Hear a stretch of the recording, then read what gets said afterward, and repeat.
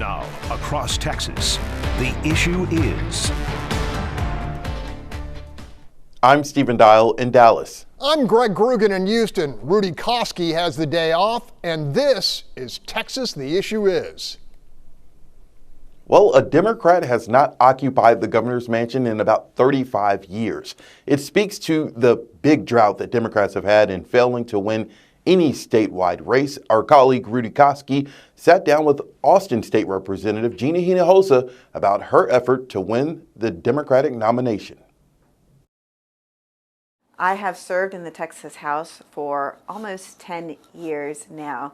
I feel like I've done good work there, but right now we need a governor who works for the people of Texas and not for the billionaire class. So how do you tell Democrats that you are the person to make it in November? I do think my record as a fighter for working families and for our neighborhood schools is a record that I'm proud of and that Texans know. A Democrat strategy group recently came out that said polling indicates that people want to see the minimum wage increase $25 to maybe even $30. Where do you stand on that? Well, here's what I know. That's a big problem in Texas.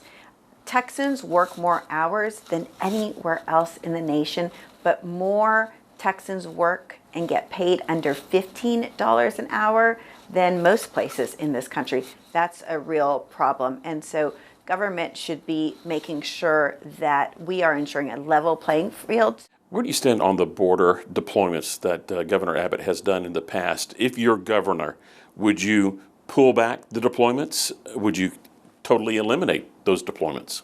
Those deployments are really a violation of our trust in government because Texans pay a lot of money into property taxes to keep Texans safe. That money should be used on Texans and not on people in Chicago or other parts of the country. What about on the South Texas border? Will you pull the DPS and the troopers and the Guard off the Texas border? I think absolutely. Right now, our immigration crossings are at an all-time low. It is the job of the federal government to enforce our borders. We need to make sure that our borders are safe. We don't have any kind of problem where we need to be using taxpayer dollars to do that, especially when we have such critical needs in our own communities. You took part in a lot of big social issue fights under the Capitol Dome. The fight for choice, the gender identity issues. Are you worried that those could hurt you in a statewide race? Here's what I know.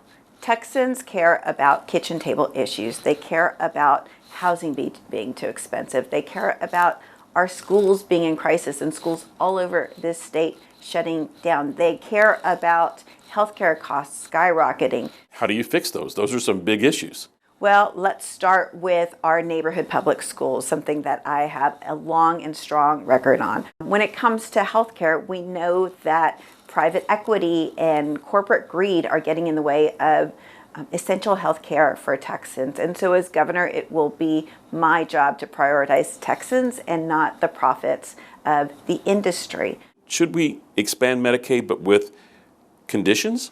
Why should we not pull down the federal dollars that Texans have paid into the system to ensure over 1 million more Texans have health insurance? It will make Texans more healthy and it will save lives. That issue is a no-brainer to me. Should that money be eligible for undocumented immigrants? That's a big hang-up, big part of the debate. My priority is Americans who need health care. I think when we start thinking about the undocumented population in Texas, it is a distraction from the fact that in Texas, Texans have the uninsured rate 2 times that of the national rate. There was a lot of debate under the Capitol Dome this past session in regards to what to do with the Texas lottery. We've tried to change it to fix it. We have yet to see whether that's going to solve the problem. Where do you stand on this idea of casino resort destination locations here in Texas? Do you like that idea?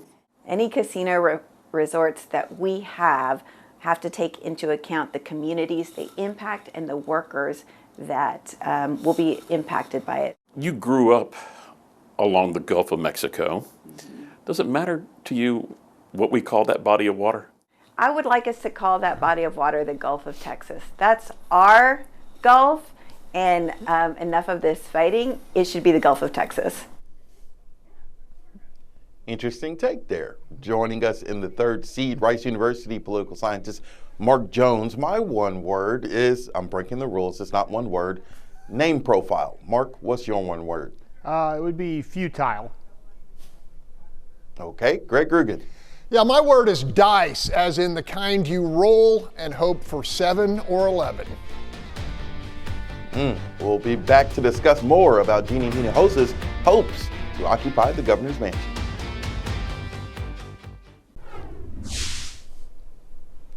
And we are back. Gina Hinojosa, state representative from Austin, trying to win the Democrat nomination for governor and then hopefully trying to win in November against Greg Abbott. Ann Richards, the last Democrat to occupy the office, again, almost as long as I've been alive. That's how long a Democrat has not held state office. Greg, you're first up. Andrew White, the son of a former governor, is also running on the Democrat side. What do you see as who has the inside track to winning the party nomination? Well, my sources, they say it would take a second coming to dislodge Greg Abbott, and neither of these candidates qualify. That said, my take is Texas Democrats desperately need to recapture Hispanic voters lost in the 2024 election, and Hinojosa checks that box better than White. In a Democratic primary, Hinojosa will likely wrangle enthusiastic endorsements from the vast majority of legislative and congressional Democrats, past and present, the most recent example being Colin Allred. A vocal and ferocious proponent of public education, Hinojosa will almost certainly snag backing from the teachers union. The female versus male component also flips her way on the ever-present issue of reproductive rights. And frankly, until recently, white male Democratic candidates have confronted plenty of pushback from the far left wing of the Democratic Party, which matters a great deal in our state's hyper-partisan primaries. Bottom line, advantage Hinojosa, at least from the get-go. Stephen? Mark, Ann Richards and Hinojosa are both Austin Democrats, but they are two totally different personalities when it comes to politics and issues that they are more vocal about. I know it's early in the polling, especially with Hinojosa just jumping in, but are voters signaling that they want a more moderate Democrat and not a firebrand person from the left? Well, it really depends on who you talk to. Democratic primary voters seem to want a firebrand. They want somebody who's fighting actively against Donald Trump and Greg Abbott and other Republicans and using rhetoric that's very strong and is far away from being moderate.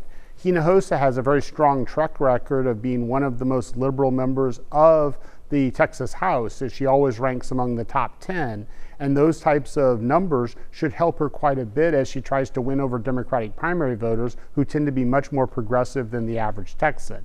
I think where Hinojosa is in a lot of trouble, though, is when she goes into November, when Greg Abbott can portray her accurately as one of the more progressive members of the Texas House with positions on a wide range of issues, including some of which she dodged during Rudy's interview, that put her substantially to the left of the average Texas voter.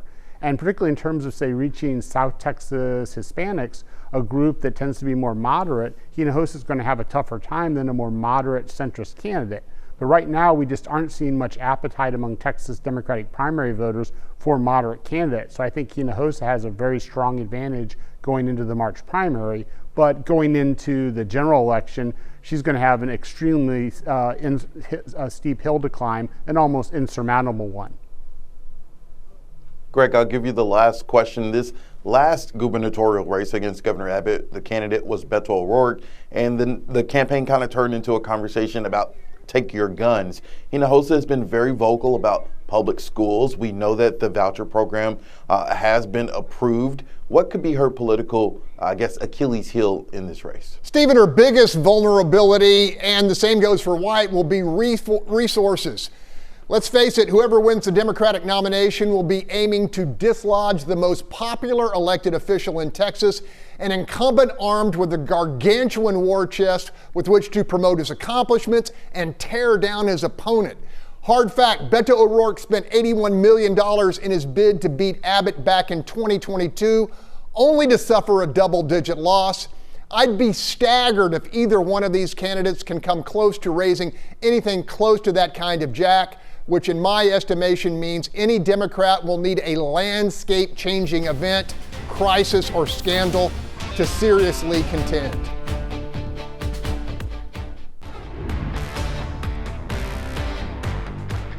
Welcome back. John Cornyn, senior United States Senator representing Texas, says he and other Republicans are digging in for an extended federal government shutdown. A shutdown he says Democrats alone must end by dropping their demand for trillions in deficit healthcare spending. Well, Greg, first of all, let me just say it's really a dumb idea to shut down the government, because the same problem that was staring you in the face that you found insurmountable before the shutdown is still there when you reopen. But this is really just a performance by Senate Democrats, because Chuck Schumer is afraid of his own political base and his future as the Democratic leader. So he has to show, as futile as it is, that he's, quote, fighting President Trump and Republicans. But they've simply overreached. We're happy to talk about any and all issues, including health care and insurance premiums, once the government reopens. But shutting down the government in order to throw a temper tantrum to try to get your way makes no sense.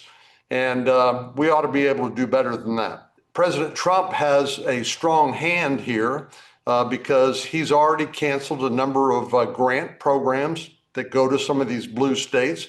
The head of the Office of Management and Budget has said he's going to order some reductions in force or layoffs for people who are deemed non-essential. And a lot of this is going to begin to affect the politics, the political calculation of folks in blue states, our Democratic friends in the Senate. So I expect this to get worse for Democrats, and I expect them eventually to try to find some face-saving way out. Cornyn says the Democrat demand to extend popular Obamacare subsidies granted Americans during the pandemic is fiscally irresponsible, given the nation's $37 trillion debt. And I don't know why taxpayers in Texas and across the country should have to subsidize rich people for getting gold-plated health care plans. They can afford that themselves, thankfully, and that's good for them, but they don't need the taxpayers to pay for it. This reminds me a little bit of the subsidies for electric vehicles, where we were subsidizing rich people for buying electric vehicles that regular folks couldn't afford. On the issue of peace in Gaza and the return of Israeli hostages, Cornyn lauded the commander-in-chief, but added a cautionary note. I mean, it's miraculous in a way, and it takes somebody with the incredible combination of talents that President Trump has, using carrots and sticks to bring these folks to the negotiating table and to have a peace agreement. But now, in many ways, this is where the hard part starts, because you can't trust Hamas. They believe in a death cult. They want to wipe Israel off the map, and if they could, they still would. But they are much degraded as a result of Israel's efforts in Gaza. But unfortunately, it's caused a lot of that conflict. Has caused a lot of death and destruction there, and a humanitarian crisis. So I'm happy to see that perhaps ending. We're going to need to see a multinational security force by many of the Gulf states there to substitute for Hamas rule in Gaza, because as long as Hamas controls Gaza, the killing will continue. And then there's the prospect of Cornyn's upcoming Republican primary against Ken Paxton and the recent addition of a second legit challenger in Congressman Wesley Hunt. Frankly, the Attorney General, who has been leading in the polls until recently, has gotten a lot of baggage that I don't think Texas voters really quite understand yet, but they will once this campaign is over. And I think Congressman Hunt is going to find out what a big state that Texas really is.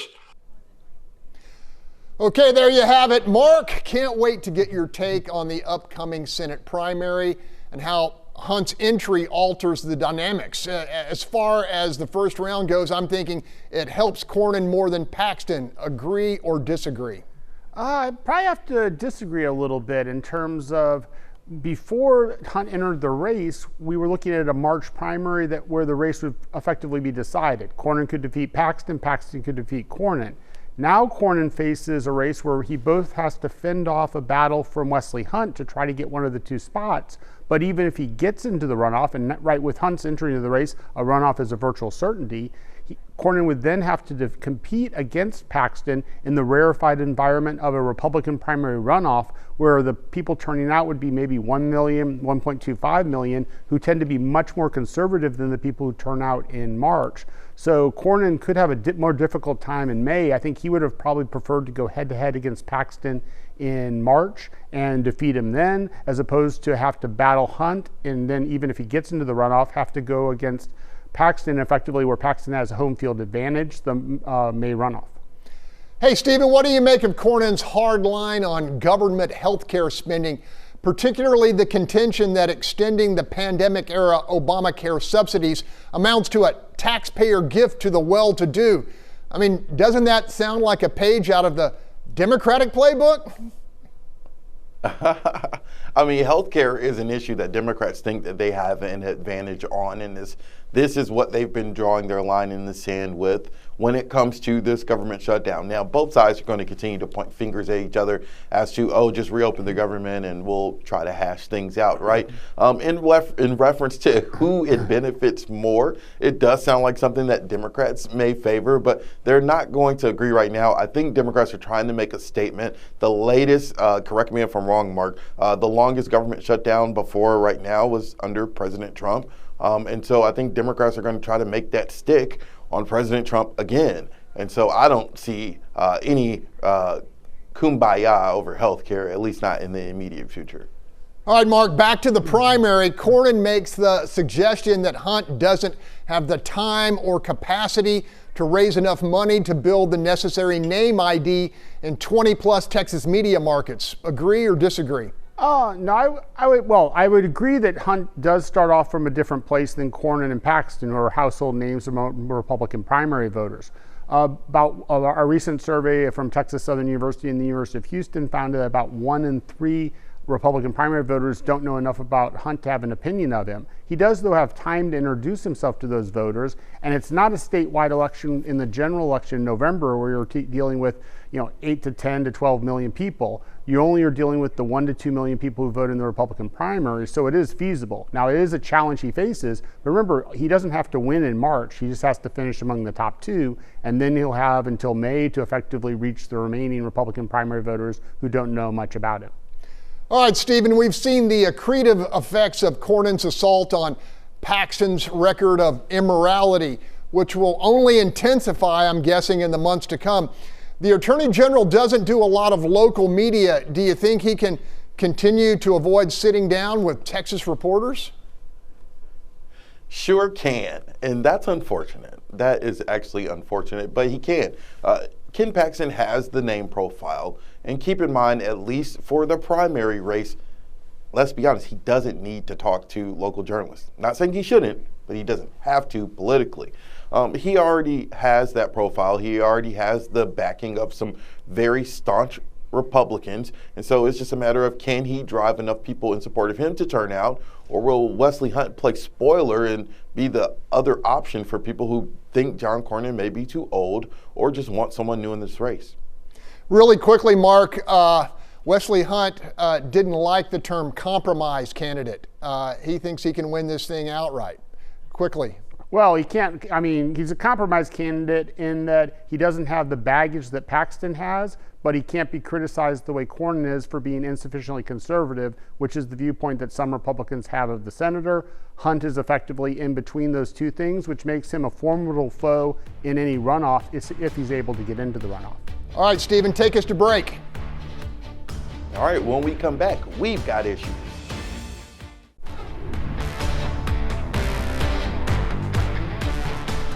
Welcome back. The part of the show the Texas Trio likes the best, where we get to express our issues or grievances.